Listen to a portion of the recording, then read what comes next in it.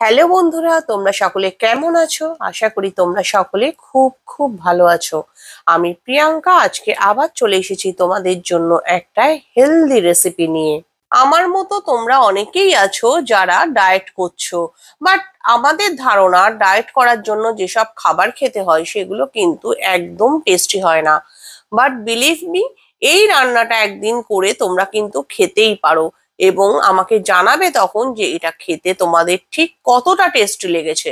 প্রথমে আমি মুসুরির ডাল, কিনোয়া আর ডালিয়া এই তিনটে জিনিস পরিমাণ মতো জলে ভিজিয়ে রেখেছিলাম বেশ অনেকক্ষণ ধরে। এগুলি হয়ে গেলে আমি কড়াইতে সামান্য তেল দিয়ে তাতে পেঁয়াজ একটু সাঁতলে নিয়েছিলাম, আর তার সাথে মিশিয়ে দিয়েছিলাম টমেটো এবং একটু হিংও দিয়ে দিয়েছিলাম আর গোটা জিরে দিয়েছিলাম। নুন লঙ্কা তোমরা তোমাদের টেস্ট মতো দেবে। এই সবগুলো একটু নাড়াচাড়া করেই কিন্তু আমি ডালটা দিয়ে দিয়েছিলাম। এরপরে আমি ঢাকনা চাপা দিয়ে দিয়েছিলাম খানিকক্ষণের জন্য, এবং তারপরেই দেখো আমার কি সুন্দর একটা হেলদি রেসিপি কিন্তু রেডি হয়ে গেছে। নুন আর লঙ্কা কিন্তু অবশ্যই তোমরা তোমাদের স্বাদ অনুযায়ী দেবে। ও বলতে তো ভুলেই গেছি, সামান্য হলুদও কিন্তু আমি এর মধ্যে দিয়ে দিয়েছিলাম, আর তাছাড়া দিয়েছিলাম জিরের গুঁড়ো আর ধনে পাউডার, আর সবকিছু একসাথে মিশিয়ে আমি কিন্তু এটাকে কভার করে দিয়েছিলাম। আর দেখো কত সহজে রেসিপিটা তৈরি হয়ে গেল।